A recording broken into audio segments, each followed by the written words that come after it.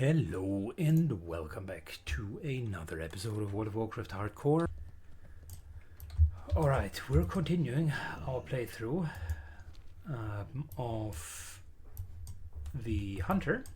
Today we are yet again on the official servers of Stitches, and we are going to Rocketeer in Fellwood. Time for a bit of cleansing. So let's get that thing started. First quest that you always should do is cleansing of Fellwood. And depending on that, we are then going to do all of the other quests because it allows us to get the corrupted shards. Corrupted shards are being used for the Cenarian Salve trade-ins, and those on the other side are then again used in order to cleanse these flowers that you've just seen, which are absolutely necessary. Songflower in particular is a world buff that you would want to have. So let's directly start with killing Warpwood Shredders and the other elementals. We need 15 of them down, each of them dropping a blooded ember, and once that is done, we're immediately going to go southwards in order to trade in, because every other follow-up kill could help us to get more salves, and you really want to have those on your characters. Shortly fast forward as I'm clearing the outside area. Alright, let's jump in to the more interesting content that I wanted to showcase. So we finished the initial fight against all of the elementals, and we're now fully capable of starting to collect these things here, corrupted soul shards. That, however, comes at a bit of a price as well.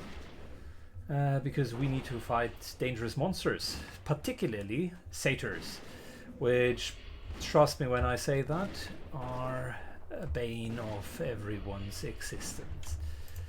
Just look at it.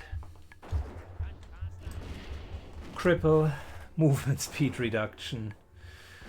They do have poison, they do have plenty of other things, so it's not uncommon that you need to reset pulls here. So our first quest that we're going to go through is called the Corruption of Jadefire.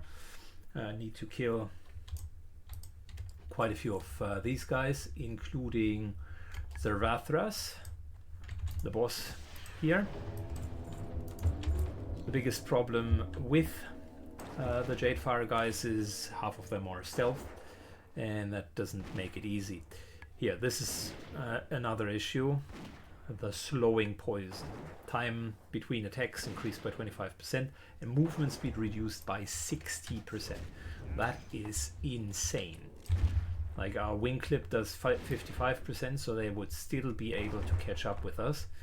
Luckily, dwarves have an immunity to poison if they want to. So I started clearing most of the stuff here before I realized, you know what, should be starting to record actually.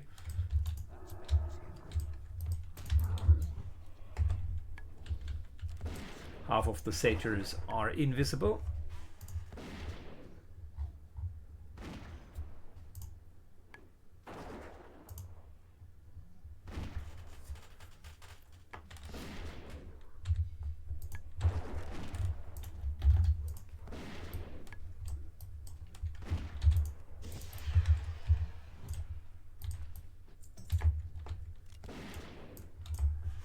Good, and we need to also kill a lot of those shadow stalkers and rogues for the matter, so there will be plenty of time that we spend here. Luckily these guys also drop Fellcloth, which is worth a bit, and demonic runes, which are not worth that much, but you can still use them.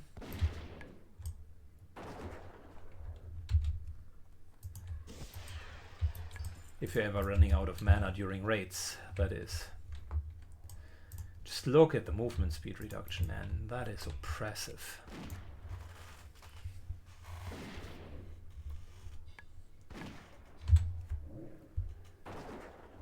Good. I don't want more movement speed reduction, so we're going to make Tensa immune to it for a moment.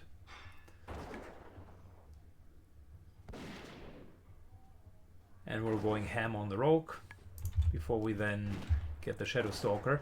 We got enough Shadow Stalkers. These guys are all on contested spawn points, so naturally you can sometimes get exactly what you want, oftentimes not so much.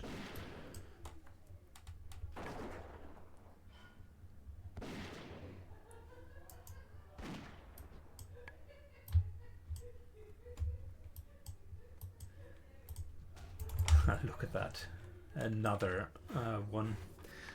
Yeah, there are a lot of ambushes, and with that poison in particular makes it very, very difficult to deal with these guys.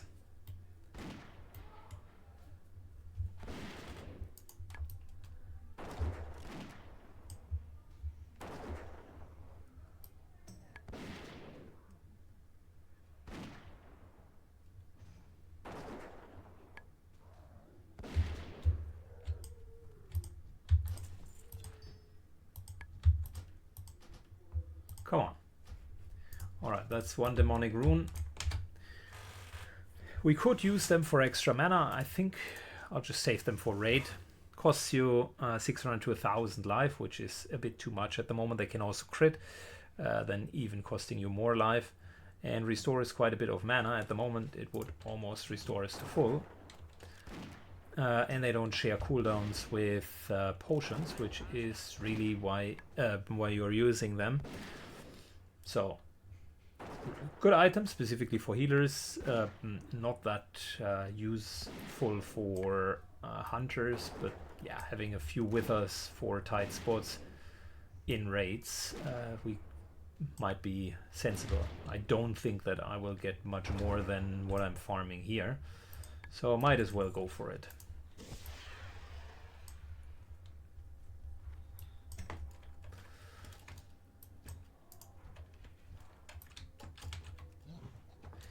Man, so many Shadow Stalkers. Typically, like I said, there are 3 different types of enemies that compete for the spawn points. But apparently this time I got like only Shadow Stalkers. Imagine running through here and all of a sudden having like 6 of these guys behind you. Then they dismount you, you get poisoned, and 61% movement speed reduction. That is how you die, my friends.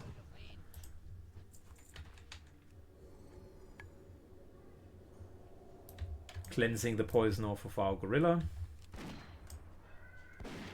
Thankfully I've invested in that talent that has a good chance of doing so. Yeah, and the Felsworn are easier. These are basically casters. Deal a lot of damage, but also have not that many hit points. Their nastiest trick is cripple.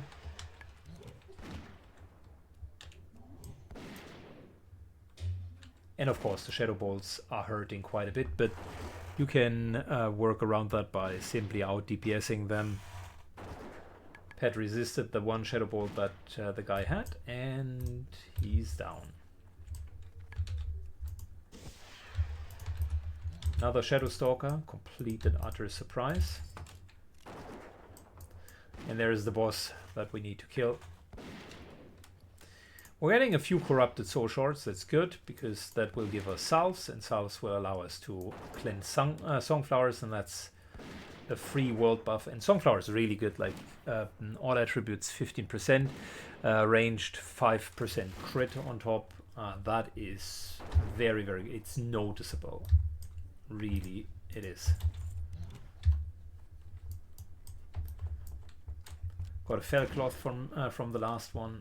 This here might be a bit of a harder pull. I will need to see how we're going to go about it. Let's, for the time being, not use any of our cooldowns. We're just clearing this here. Finally, a couple of non-stealthy enemies. Got a second rune. Okay, alright. Sure, bro. I think that will cover the entire raid career that this character is ever going to have.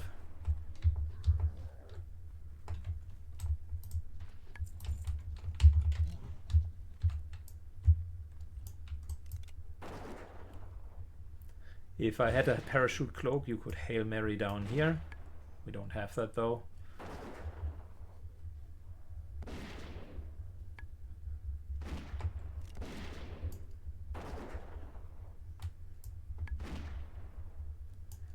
Good, and look at that, we're already very close to level up.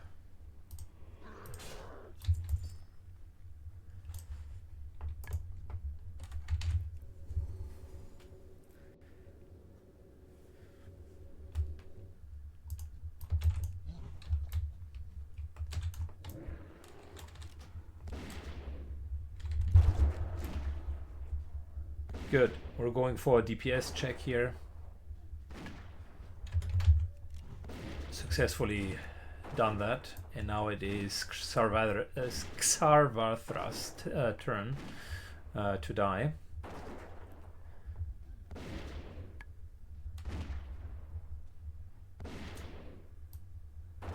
Yeah, easy enough.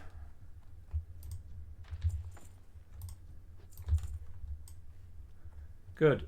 We need more Fellsworns and more rogues. Okay, that's fine. Should get that at the entrance. We don't need to stay that deep in this mini dungeon. Make no mistake, whenever you only have one place to escape, then you find yourself very much in a dungeon of sorts.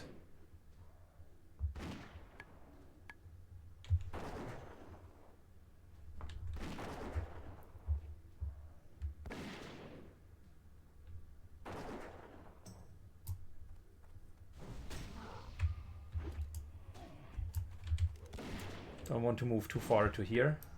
There might be the chance of pulling someone else.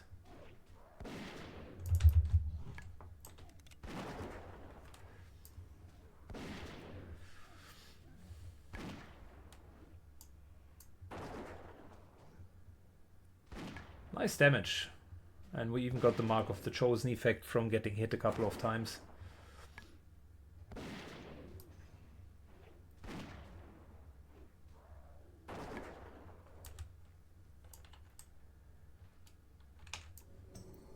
We're a little bit low on mana. Look, I will likely not consume another potion anytime soon, in the next 2 minutes, so might as well.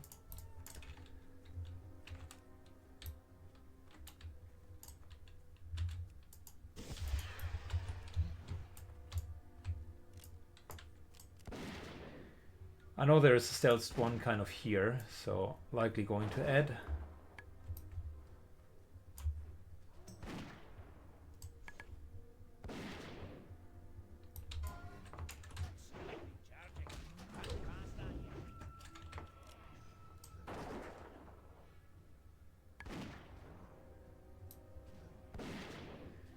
Good. All of these patrols are respawning. I don't like it.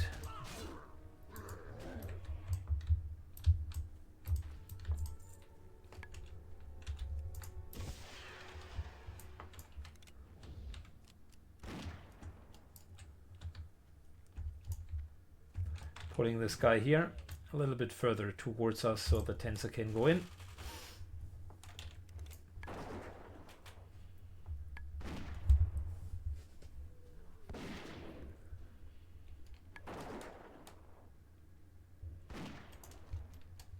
And I want to free this area so that I can theoretically escape without a big issue. Putting a freezing trap down, because this is likely going to pull multiples.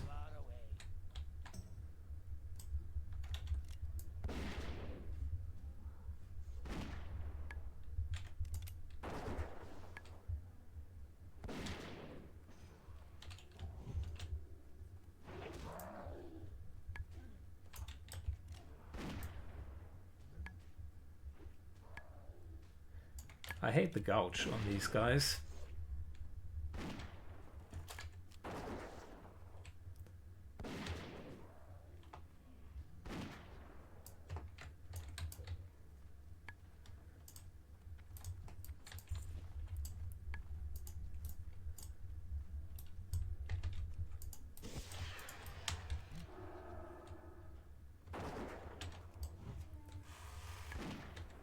Make no mistake, there are two over here, so there's another hidden one.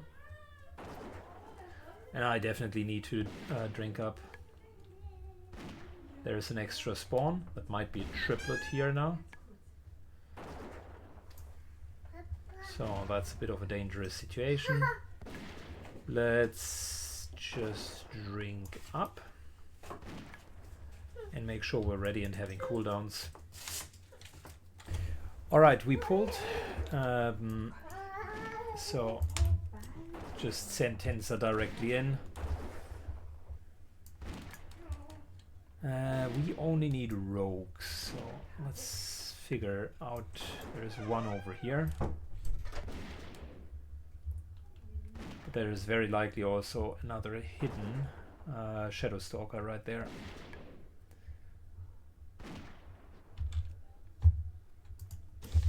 Yeah, I knew it. I knew it.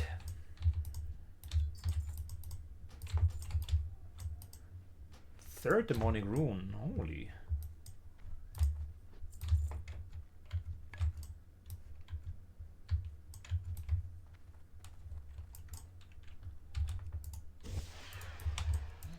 You know what?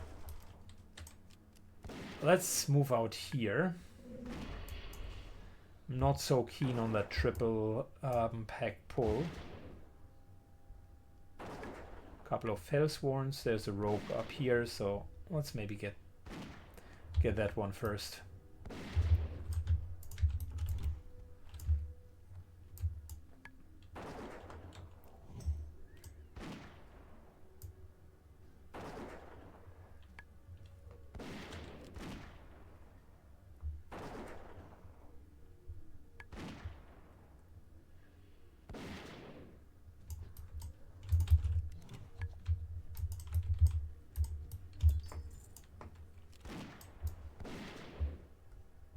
There we go, of course, double.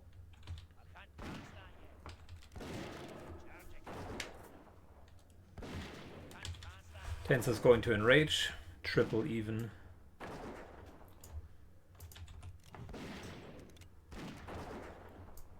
That's why I wanted to have a couple of extra cooldowns and mana to deal with these types of situations.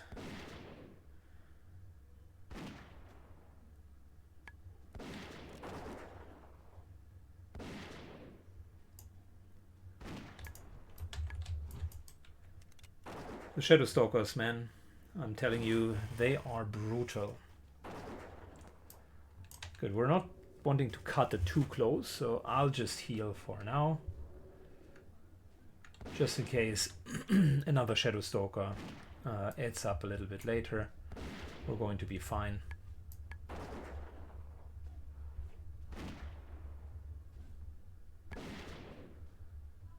Funny part is I avoided the triple pull here, just to do a double into a triple on the other side.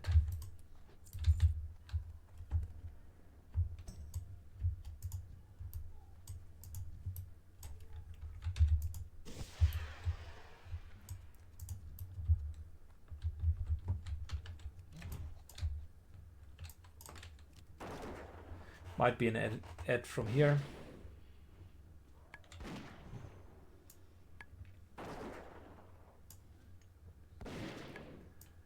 Two more rogues and we're done.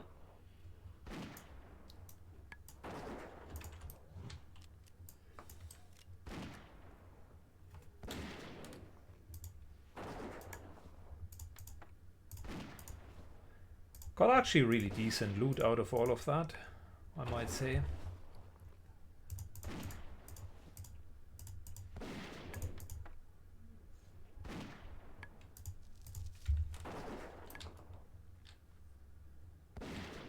Good.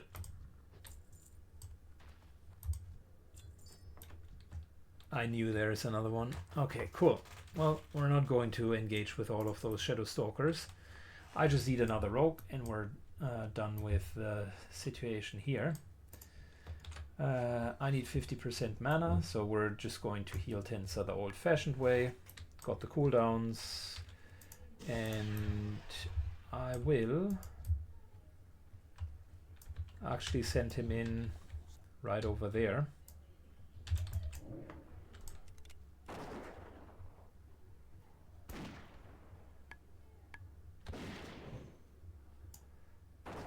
Preventing this guy from even casting. Next up, let's get the rogue. Need to be considerate. We're on the way to have respawn.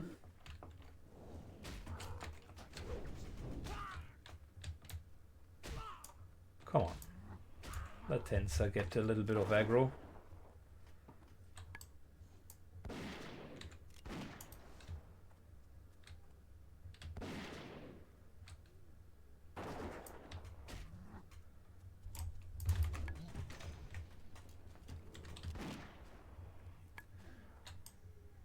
Juggling the aggro around.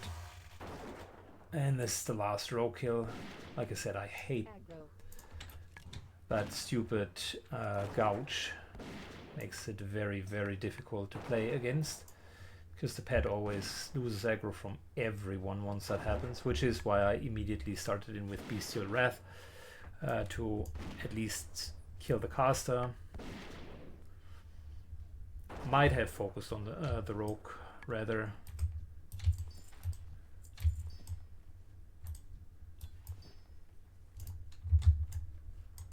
Okay, so done here. Next up, Forces of Jadanar. And verifying the corruption. The verifying part should be super fast, and the Forces of Jadanar are easier than what we have just seen. So again, that should actually be really straightforward. I remember that I cleansed the flower somewhere. But I think the 5 minutes, so 25 minutes later it should have come up again. But I think since it's 30 minutes, the cleansed flower has now disappeared. That's unfortunate. But we still have 30 minutes of buff, so we're good.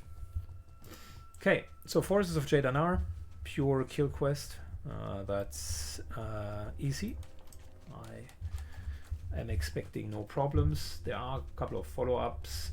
The whole Jadanar thing is a nice dungeon chain because you go deeper and deeper and deeper. And we can actually do all of that. The later parts will be very, very rewarding. Almost 10k experience per quest. But for now we're starting with the normal stuff. And I think the next satyrs are up here.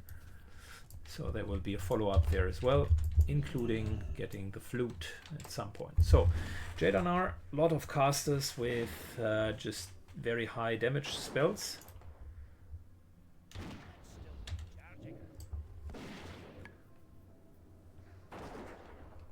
And that little teleport trick. But as a hunter, we're not afraid of casters. It's our bread and butter. We kill them faster than they kill us. That's good. Even if we pull double.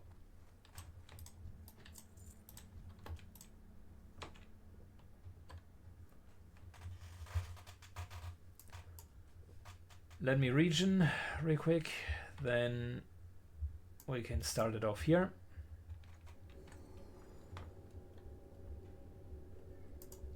All right. Should have fed him beforehand. Tensa just lost happiness, so we need to do all of the little prep work and then we're ready to go. We got our well-fed buff that gives us more spirit, and that in return will give us more mana regeneration, which is really the biggest problem. I might have done a mistake by changing the headpiece to agility instead of that huge intelligence headpiece that I've gotten from Maraudon. It's whatever now, but just in hindsight for leveling, that would have likely solved the mana problems a little bit better. Because in reality, what is the biggest strength of the Hunter is just the continuity of the pulls.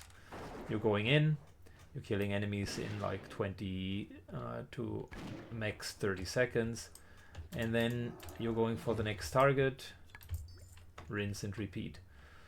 And if you can do that without losing too much mana in between, or keeping your mana stable for those pulls that are going a little bit sideways, then you're golden. Which is also why on the normal pulls I'm trying to only use Mark and then a Serpent Sting, and that's about it. That's typically the highest DPS that you can get with little to no mana usage.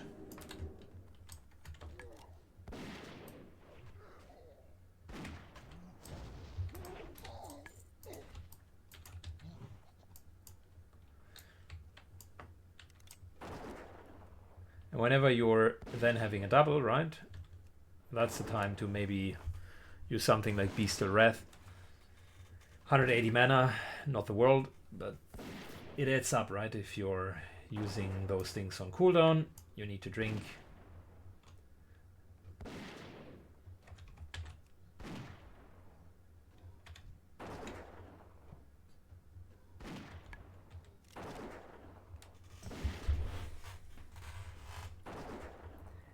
And then there's that aspect of, there's the other aspect of killing fast in order to not get damage on your pet. I get that as well. So in order to not waste too much time in kind of channeling, there's definitely something to be said for killing the enemy fast enough so that that doesn't become a problem. I will say though, even if you're killing fast, I notice the pet still will take some damage. So like having a situation where the pet is not taking any damage whatsoever, I think is unrealistic.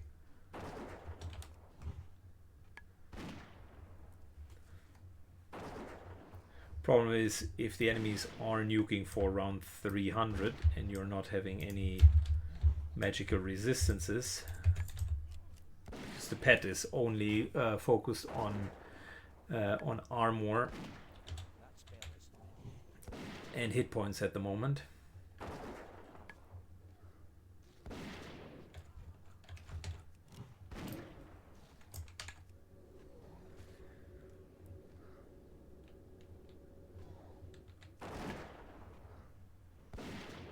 It works super well if you're fighting against physical opponents, but of course against like casters it becomes more and more of an issue.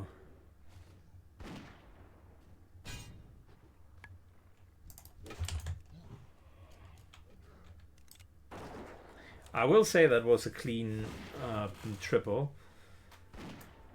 We lost about 30% mana, and that's all there was. Typically, if you're triple pulling, that puts you into a very uncomfortable situation, but not so with a hunter.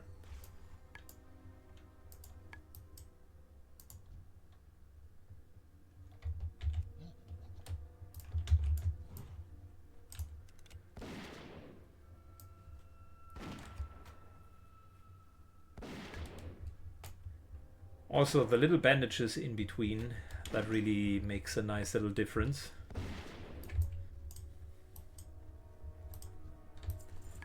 Saves mana, gets the job done.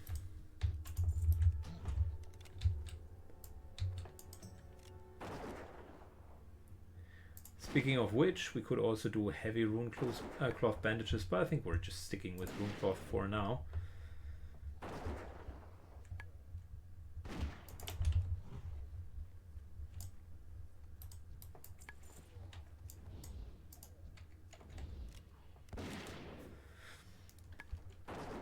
Good. We simply need a few more hounds and a couple of cultists. Cultists we got up here. We're good with that. And hounds I'm sure we will get as well.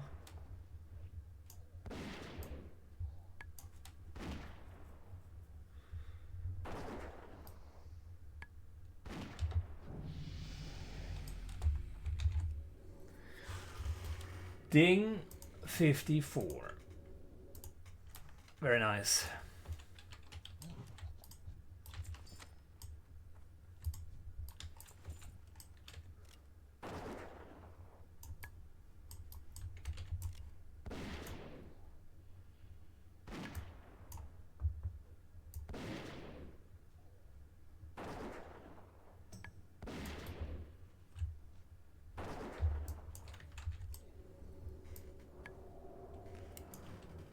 Okay, so a couple more adepts here, but no cultists.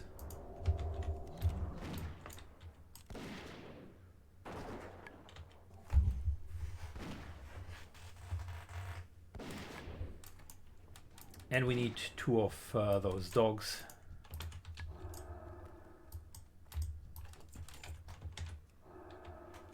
Demon hounds.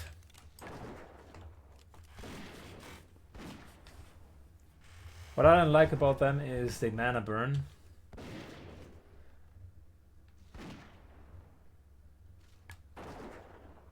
And they certainly don't mana burn Tensor. They only pick targets that are mana burnable.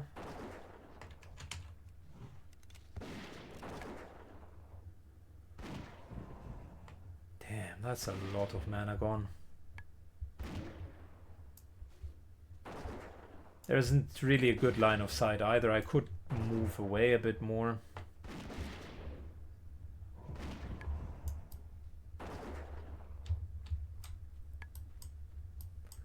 Yeah, very unfun to fight against those.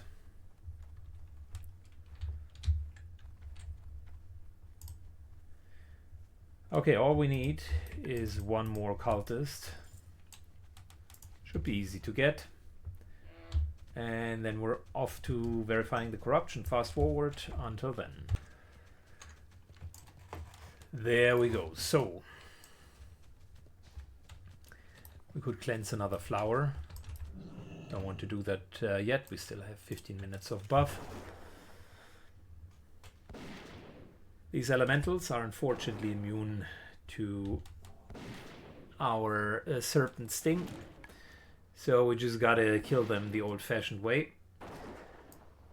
We gotta kill 4 of the elementals and need to discover this area. And that's all we need to do. And then we have verified the corruption, can come back and have a triple trade-in.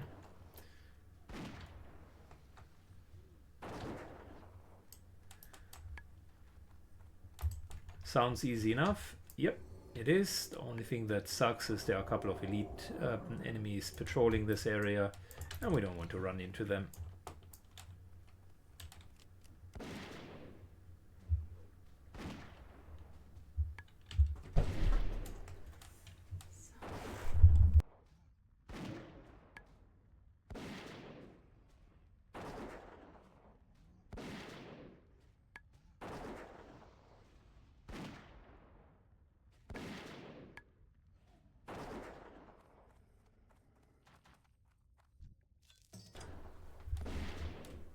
So let's kill number 3 here, and I've just spotted kill number 4 on the left hand side.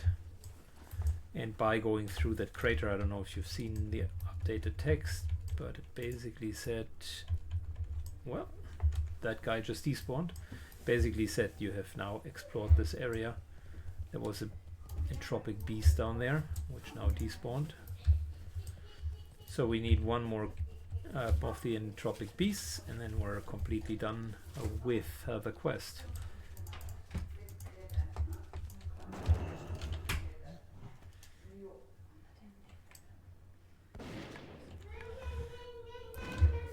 Of course, now things are respawning behind us. The good part about these guys, by the way, is they also can drop elemental fire, and a couple of other nice things. So as fire elementals, they make very good farming options. So farming fire here, water and nature here. Fellwood almost has it all, with the exception of air elementals. Good. Next up, down here for a sweet 7,000 plus 5 plus 5, so around 17,000 experience. Let's go. Okay, so trade in one. Very nice.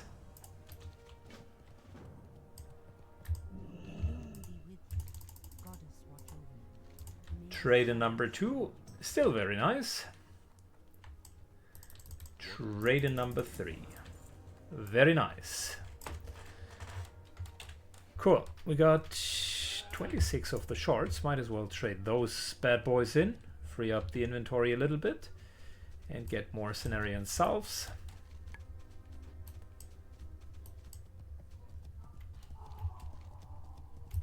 Also, I need to grind a bit of Fulbergs. Maybe not immediately, but kind of soonish.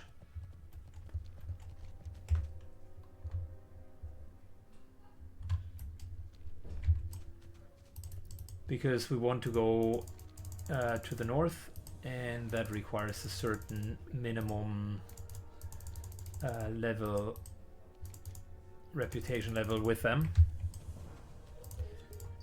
Currently we just don't have that, so that could be one thing. Given that we only have 7 more minutes on the Songflower,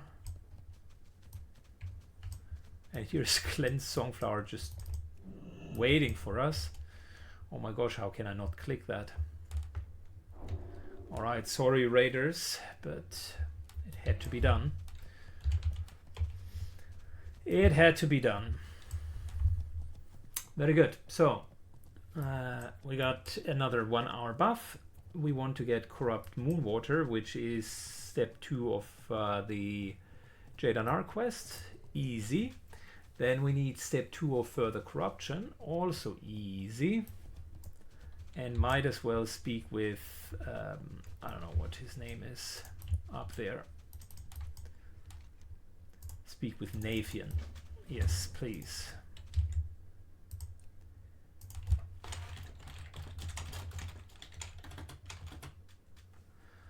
The guy's going AFK in an area where he could be attacked. That is not good. Anyways, let's hope he will survive that. I would never go AFK. Just log out, regardless.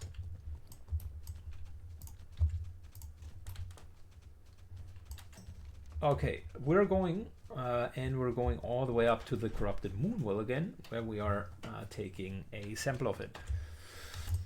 Very good. Time to fill up our Moonwell sample.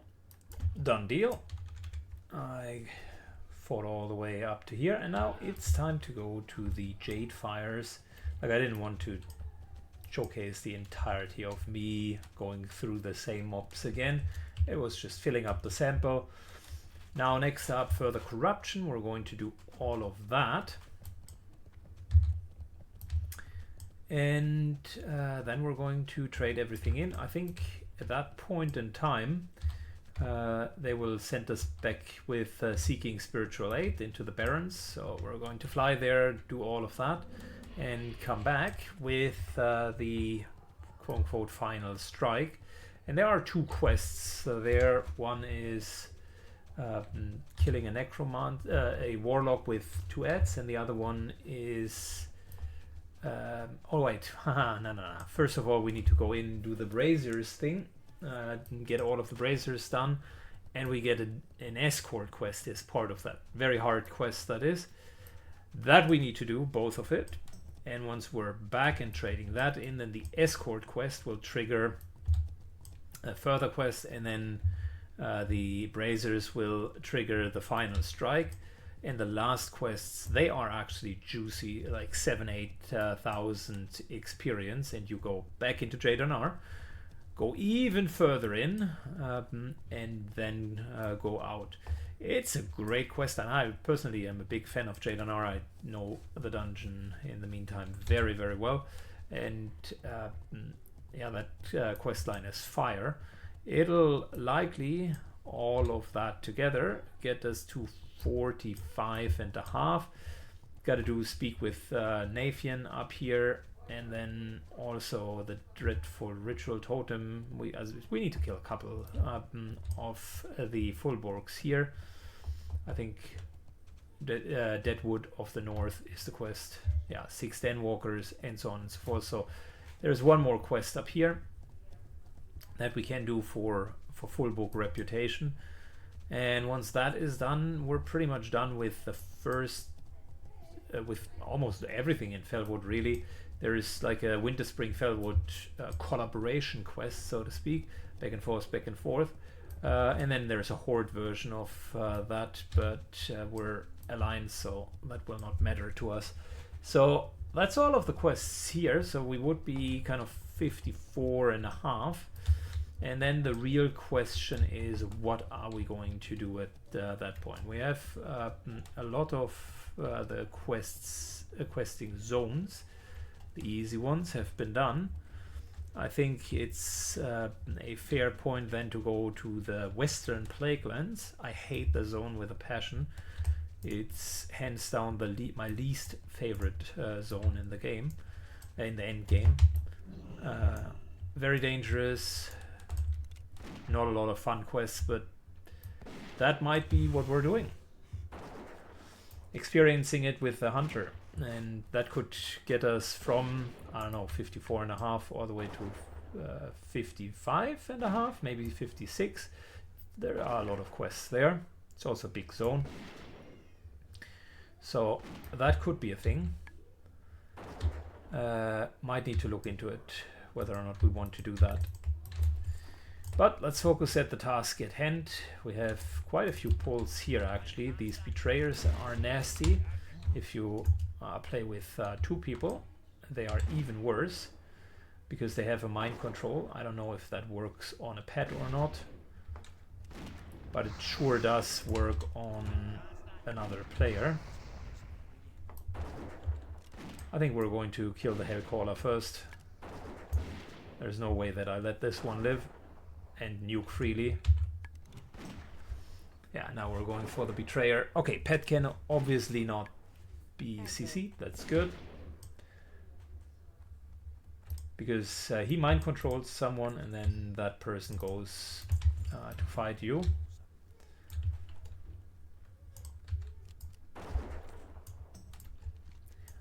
Yeah, our task here: kill a lot of these satyrs. Maybe get a couple more demonic runes. We're already at 3. And then we need to pick up a flute. That one will be an extra trade-in quest.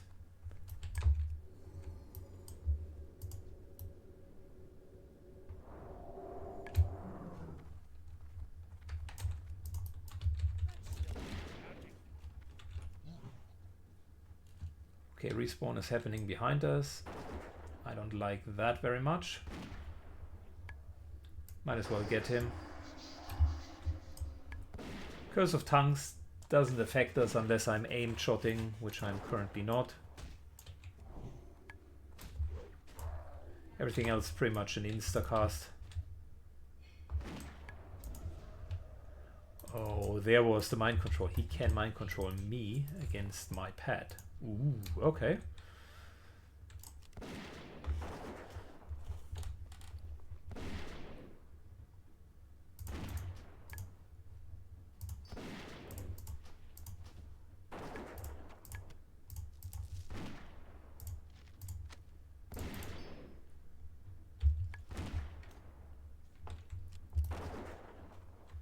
Another betrayer.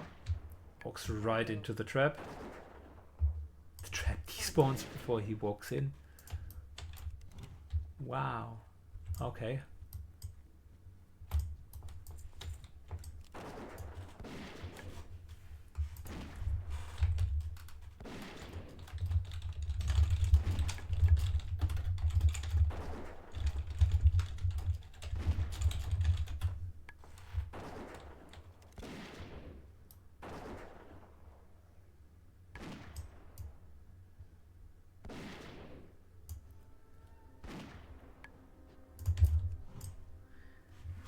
Good, we're clearing a lot here, but I need to move further towards that side. Someone has been farming like 2 of these guys here when I came in. A couple of the satyrs were dead, and now it feels like I'm picking up behind the respawns.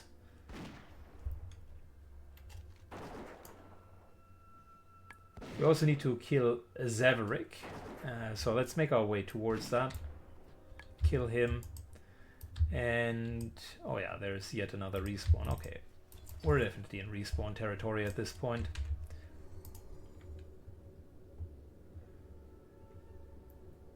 Tensa gets some tender loving care.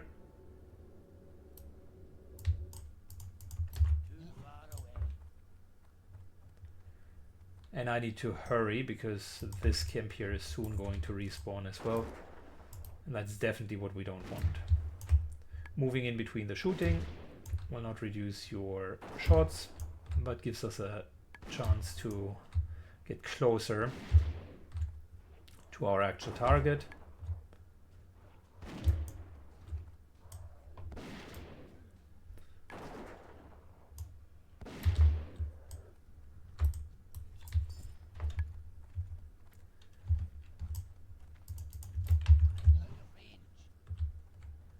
At least there are no stealth ones here, which I personally appreciate a lot.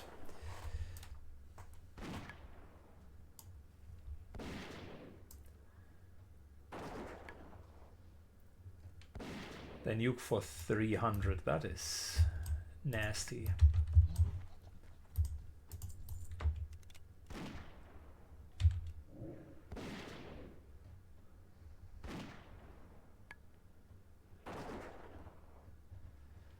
Alright, need to feed Tensa, and I don't want to pull all of these guys. Feed, heal, and maybe we're just going to drink and eat a little bit of stat food as well. Could use it. Okay, so that's the guy that also drops the flute, if I'm not mistaken. There's nothing special about him, it's just he has a couple of ads. But again, if I recall correctly, you could even single pull every single one of them.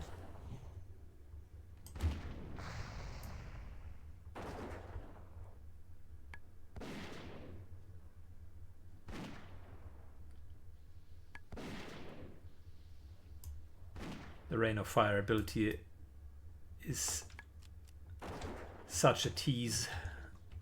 It's actually a meme because you will never fight those mobs with so many people that it actually matters.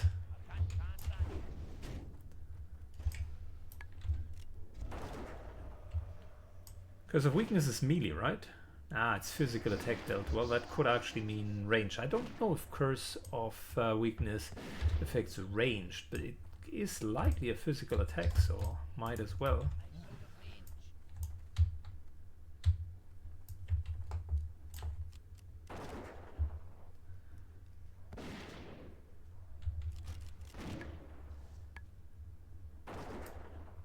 Good, we can take the other two as a tech team, no problemo.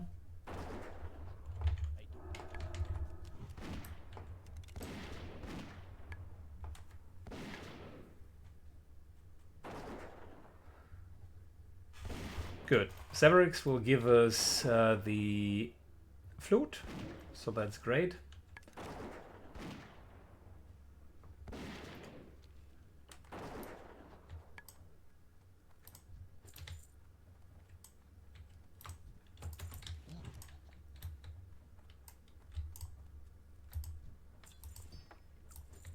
Little extra quest there.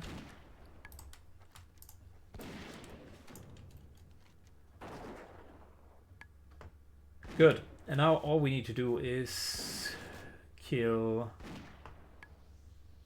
more of these guys. Get also the fell blinds, which I think can drop from every single one. Yep, well, they dropped once we accepted the quest. So it's basically kill the remainder, get the drops, and then you got that quest done as well. It's relatively straightforward. I actually like it. I find myself enjoying the Felwood quests quite a bit. They are... What I like about them is, as much as Yunguru, for instance, is more efficient, in terms of you just go there, pick up 15 quests, and then you do a huge circle and kind of come back and trade in 15 quests and get this massive dopamine rush when you're trading in all of the quests at the same time. What I like about this zone in particular is you really have quest chains that are meaningful. Like it's not a stupid quest chain where in the middle you just don't want to continue it, but they are actually meaningful quest chains, as in you do one thing, then you continue to do the next thing, yada yada yada. The story also progresses in every step, not only gives XP, but also progresses you venturing further into Jadanar, for instance.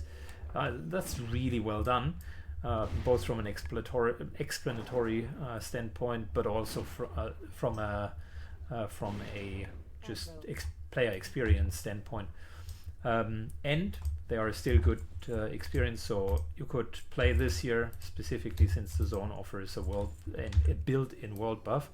You can play this here and still have a really good XP per hour ratio, and on top of it you get cool shit like, for instance, Felwood and more salves for the future. So really appreciate that. I think that is well done and gets easily overlooked.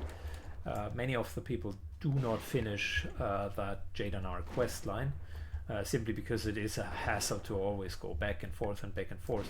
But it also, I mean, by thinking about it, and this is now more putting my dead gamer's head on, there is also a beauty to achievable things in, say, 20 minutes of game time. And World of Warcraft is not necessarily known for that type. Even questing zones, I mean, sometimes you need to walk very, very far just to get to the quest. And then you literally need to log out right afterwards because you ran out of time. So that's not the case here. It feels that every single of these double or triple quest elements are kind of its own 20-minute game journey. If you feel like it to go for the next one afterwards because you have some more time, then you can do it, or alternatively you're just quitting and doing something else. And for me that's very nice because sometimes I do have calls throughout the day, need to take care of business, and there are smaller time slots, the intervals that you can play. So I can't just play everything at once, and this zone here manages to not force me to log out in weird spots that are dangerous. And specifically in hardcore that is important because yes, sure, you could log out right here in the middle of the satyr area, but you equally shouldn't be surprised afterwards if that means that you are pulling, I don't know, 2 stealth satyrs when you're logging back in. So I think that is well done. That needs recognition because this year is 2 quests. The Jadanar part was also 2 quests. So a lot of it is like these pairings of quests at the same location, and you trade it in, and then you can go for round number 2. That's how Felwood works, and I personally like it. It works for me. Very good tempo. Good. Let me kill the rest of the satyrs here. I think we are almost done. We just need a few more Fellbinds and really just get these guys individually down, but I can do that off screen. Fast forward. Very good. Time to trade in yet again corrupted water into a bit of a talking quest. And then we got travel to Darnassus, if I'm not mistaken. Wait, what? No, it's not travel. Well, it is actually travel to Darnassus. Fell-bound ancients. Travel to Darnassus and use the water there. Return with a filled vial. Okay, I can do that. But before we're doing that, let's travel all of the other locations. And I can do that off stream, off camera. We're going to seek spiritual aid. After we've done that, we will need to go back and talk again. We're also going to go to Darnassus and are actually doing that part. And then we're flying back and are trading everything back in. So, be right back. Alright, we are back. So we traded in the quest in Darnassus, and then afterwards we traded in the Baron's quest. Both of them are now ready to be completed yet again when we're going down there. On top of that, I've stopped by the northern flight point here just to get some more Fulbergs, and in 5 minutes get a plant. That's the idea. This here is just me grinding a little bit of extra reputation and killing the remaining Fulborgs for Deadwood of the North, which is a quest that I think gives reputation with the Timber Moors, and those guys, we need to get those at least to to one below neutral. I think it is unfriendly. Could be. I think it's unfriendly.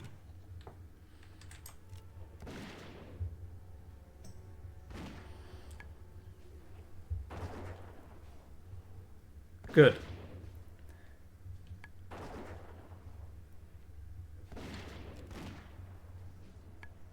These guys sometimes can be a bit of a pain in the rear.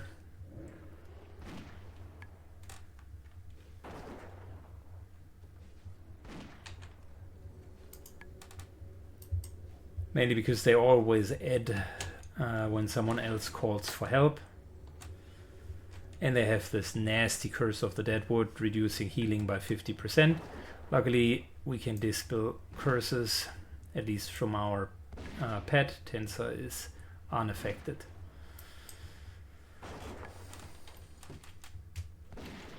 Alright, kill this guy, then get the flower and trade in. That's the idea. Or trade in first, then get the flower. There we go. Just with him dying, we managed to get unfriendly. That's the minimum reputation that we need with these guys. I don't mind killing a few more. That's not a bad idea. What I do mind is when we're not using quests at the same time that we're grinding.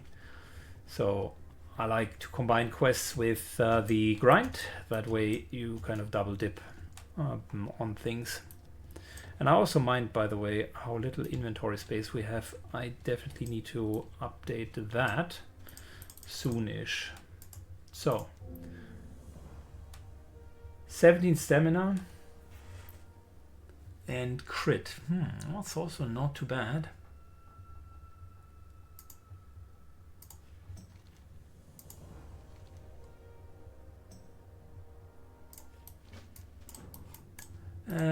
Also feathers for Nathan. I think that's a little bit extra experience. Yes, it is.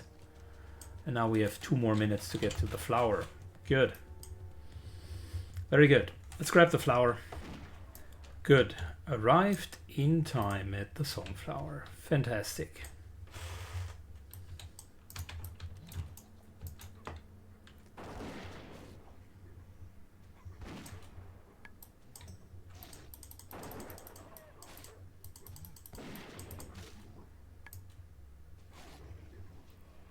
Catching it as we speak.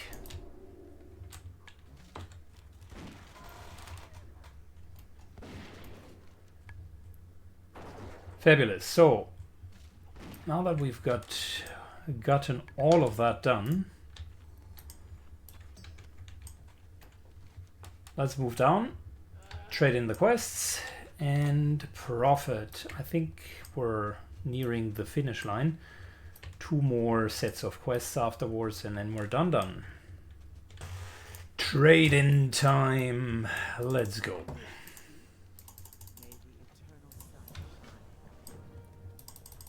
And some more quests. Thank you. I said we might be able to almost get to 75%. That actually could be it even. So we're at 50-ish percent.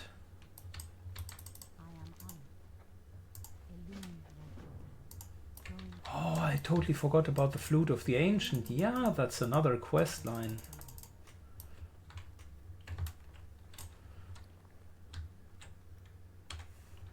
Yo, that thing can be used for ancient spirits, which is yet another quest that we can do. Cool. Yeah, sure. Let's do that. But first we're going to do Jadanar. Let me get there and fight my way into at least the entrance. Alrighty, inside of Jadanar finally. Let's do this dungeon. It's just us against a lot of evil demon corrupted forces. What better way of cleaning that out than going in with Tensa, our beloved friend. So 2 things that we need to do. Number 1, we gotta extinguish 4 of the braziers. That's kind of this core story. And then there is a drop quest, a key that at some point is going to drop. Said key will allow us to also do an escort quest. That's actually very, very difficult. So I'm looking forward to do that. The longer I play the game, the more I started soloing it, because I got more comfortable with the dungeon here.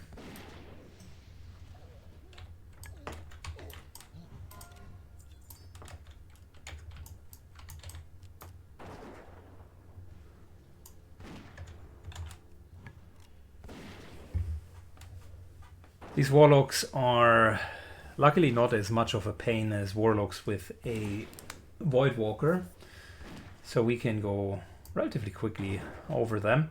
I know that I did this dungeon with my warrior when he was like way over leveled, and it was just breezing through all of these enemies. It won't be as easy with a hunter, because all of these guys are actually our level. Therefore, also the escort quest will become substantially harder. Yeah, the biggest problem with Jadanar, why this is so dangerous and why you see like this big red dot on the map, is you find yourself in this underground labyrinth, and if you don't know your way around, that traveler's backpack. Hello there, sexy. Yeah, I'll go to other characters first. But that's cool. That's 25 gold pieces. Anyways, the reason why this here is a bit of a dangerous situation overall is because you find yourself in this underground labyrinth, and if you don't really know how to maneuver it, this can become scary. There is no way out. It's densely populated. The mobs aren't that simple. Like these guys, for instance, have uppercuts. We have quite a few casters that just dish out a lot of damage. And specifically with the escort quest here, Arcona, I don't know what her name is. Anyways, her. With her, it becomes difficult because she spawns extra enemies on top of already existing enemies. So it's not uncommon that you see like triple pulls. But in order to prevent that from happening, you just need to be really prepared and mindful. Drink up, make sure that things are okay, and just don't overdo it.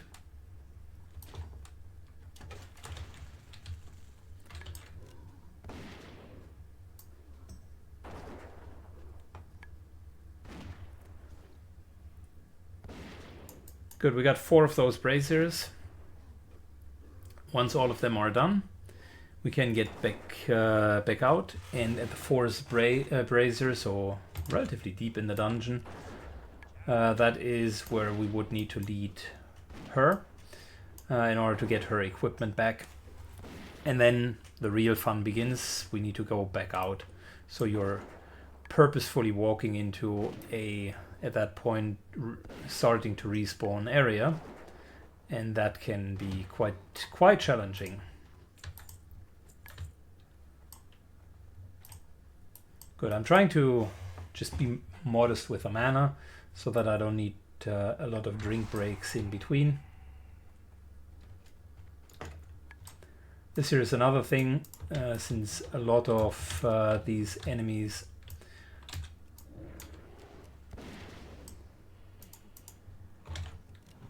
are having pets. That means a lot of triple pulls.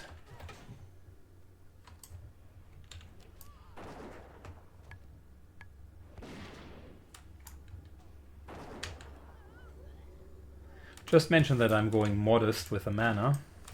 Next thing you see is I blow the cooldowns because we go into a triple pull.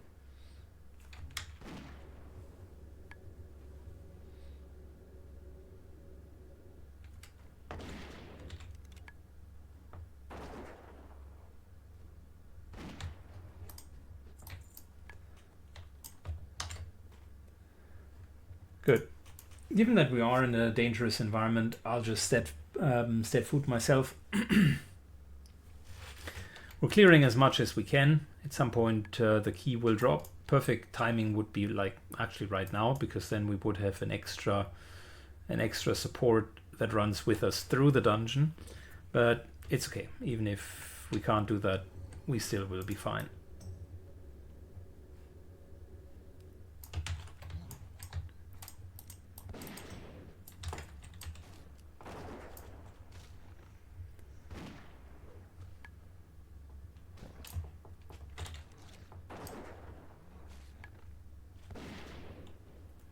I'm waiting for the potential mana burn.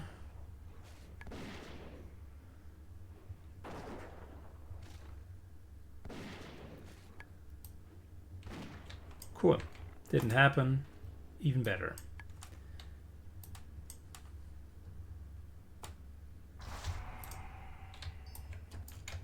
Purified 2. Let's go.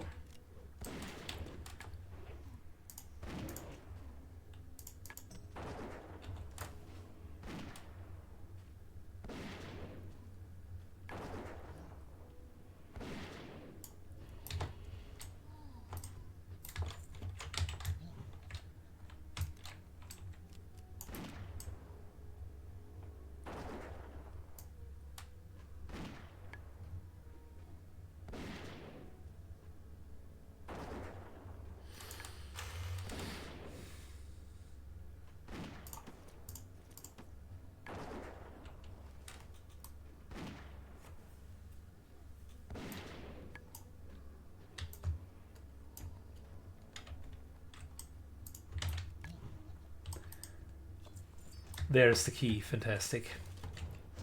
That's actually good.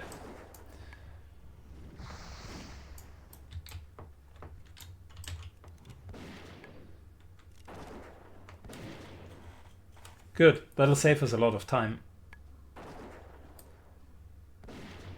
She walks a bit slow, but that will give us enough time to clear the way ahead. And she will be extra DPS during that period of time. Respawns aren't that fast in here, so we should be okay.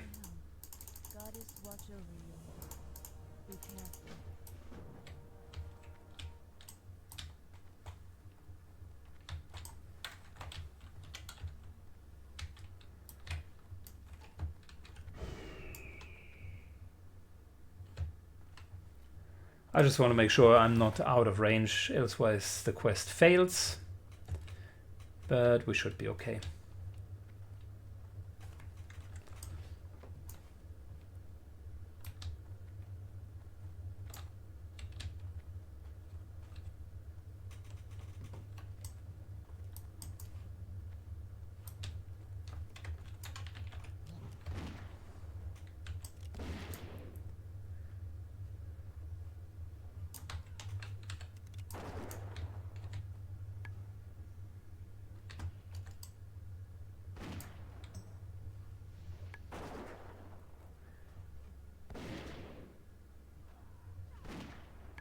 So she's always going to run in and help us whenever she's sort of in range to be triggered by a fight.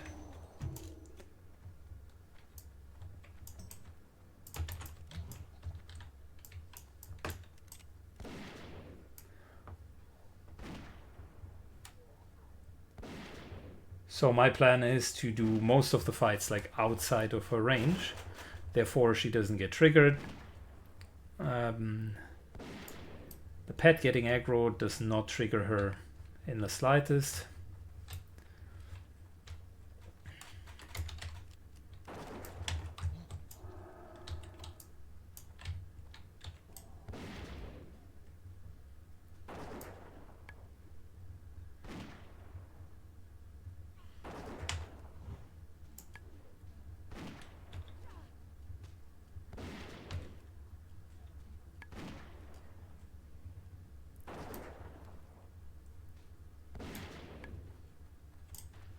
Good. Legionnaire down.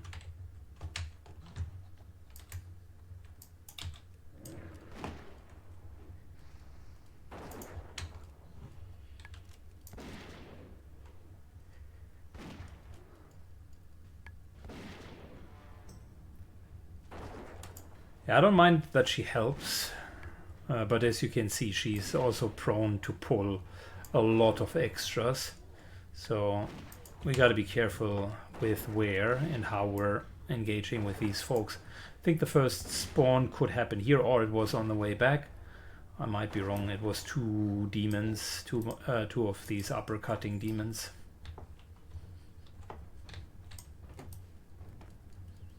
Yeah, I think it was on the way back.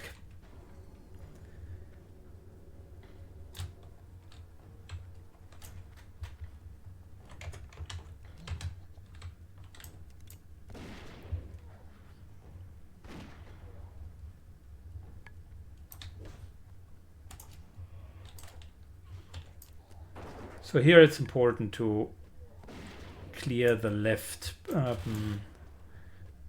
brazier, because that's something that she naturally would not do.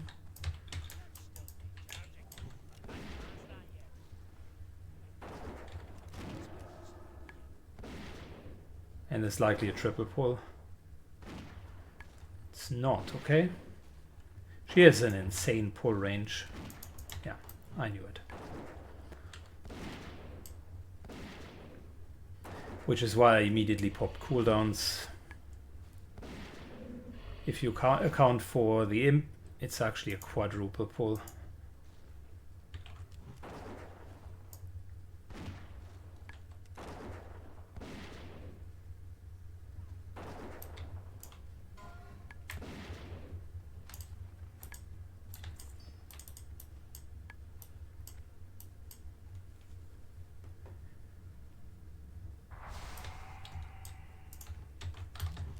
Good, the harder part now happens here. I don't want to let her go to her equipment. I want her to charge in and pull this guy so that we can actually kill those two. I get a short drinking break and then a triplet pull will happen.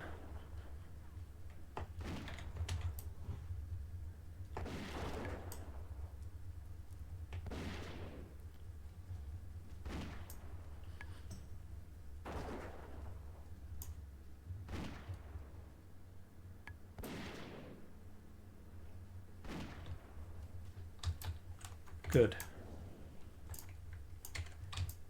Trap here.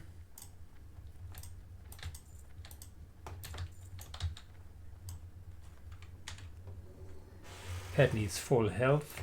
I don't even need full mana. I think we're okay. Oh, and we're getting that last brazier down.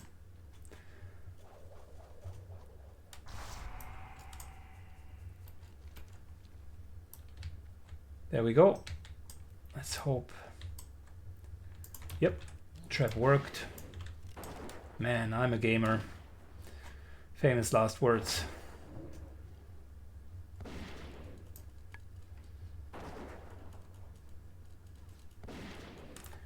Don't have rapid shot, but we're still okay. Tensor pulls a little bit of the aggro off of her.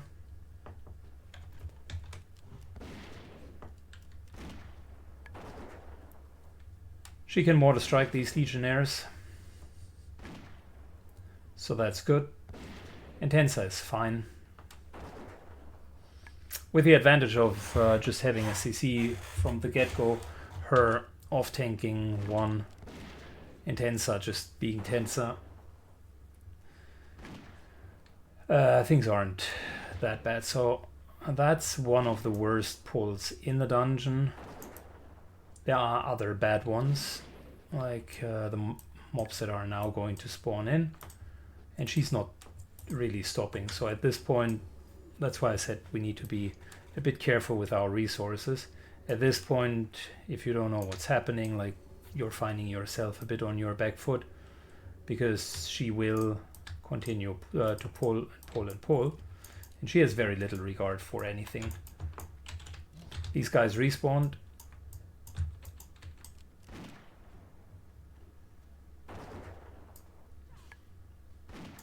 And you can see the moment that she goes in, the other legionnaire begins to pull. So she has an insane pull radius. And if you find yourself being too slow, then sometimes this room is on the cusp of respawning, and that's when it really gets bad, because all of a sudden you get like 2 mobs here, one here, one here, and then these 2 on top. So you're looking at a 6 pull. Can happen if you're not careful. Didn't happen to us. We're still far ahead. If my kind of internal timing is correct, I think the respawn currently is at the room where her cage has been, so we should still have quite a bit of time before we're going to run into the first respawns. And there is one more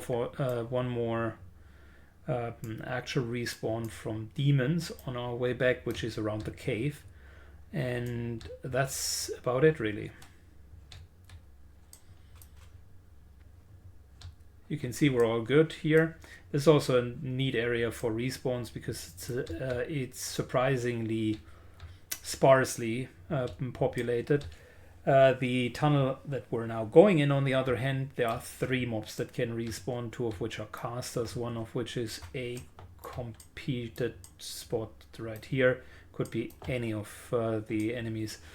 So worst case, 3 casters, all have pets. That's a 6 pull right there, if you don't position well, which is why I'm staying near her, just watching the things unfold.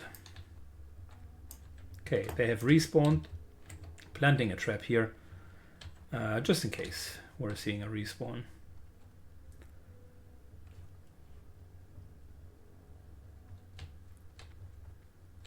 Better be safe than sorry, eh?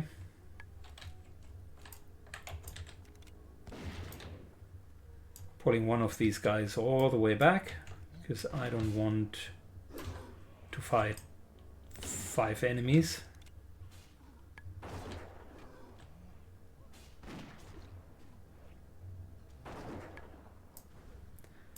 Soon this here should respawn, so I'm cautious about it.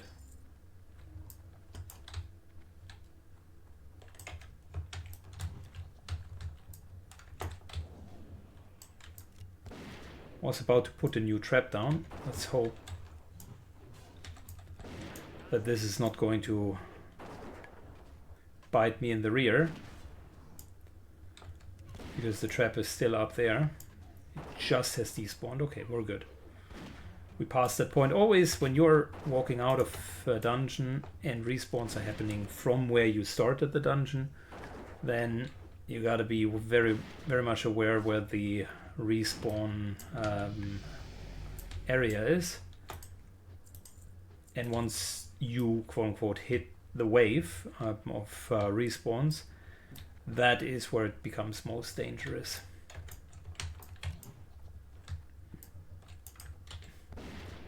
But there is an easy way around that. Typically what I do is I turtle into a corner or a small spot, like some territory that is just for us, and you start clearing out around that area, just so that you do have a bit of kiting potential. The one thing that you want to prevent is someone running.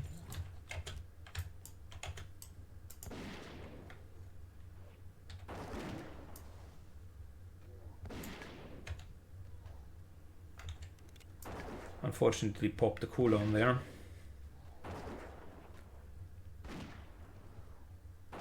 It's okay in hindsight because we pulled a lot of ads.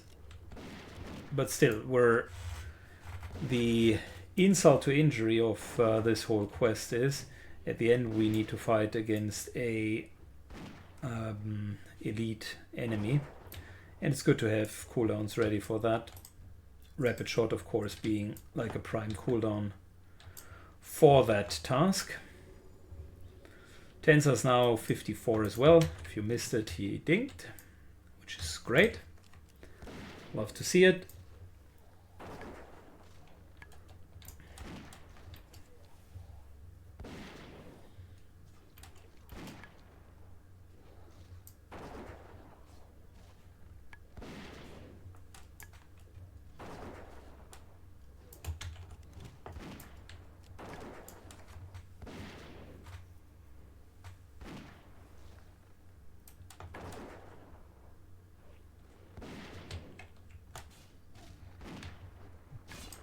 Very good.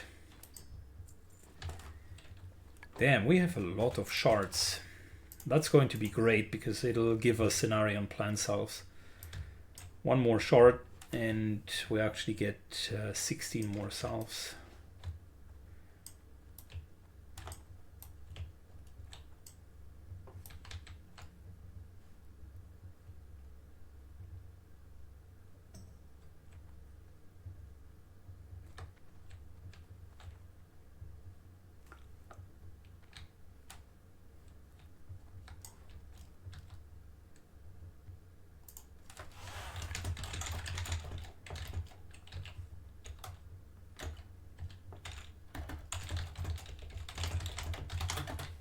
Okay.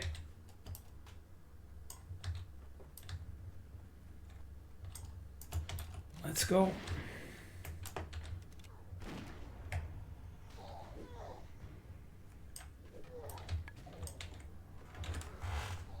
Last two. And then it's time for the boss. I'm not going to pull any cooldowns here. Matter of fact, I wanted to prolong the fight, but I think we can't just wait another 3 minutes. It's got to be without... It's got to be without rapid shots.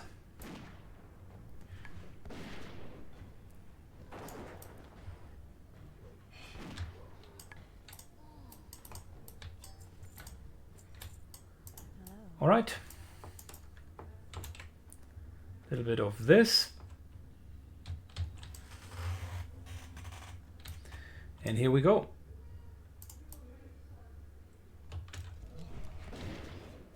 Defiling aura, what does that do? Shadow resistance reduced by 100. Okay, interesting.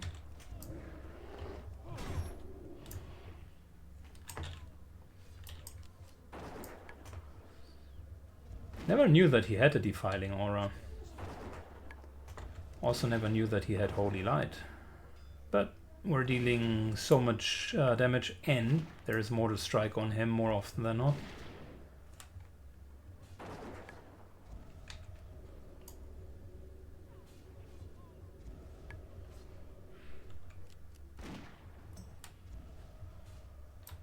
Very good.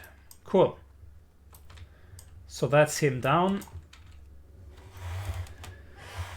And 2 quests done, which means we can trade that in. However, we can't just run out. I will need to fight my way out of here. I don't want to risk anything. Fast forward for you guys. And you know what? It is an hour of episode. I think we'll call it quits here. Mainly because the episode would take too long elsewise. Thanks a lot for watching, guys. Really appreciate it. And see you all in the next episode. Bye-bye.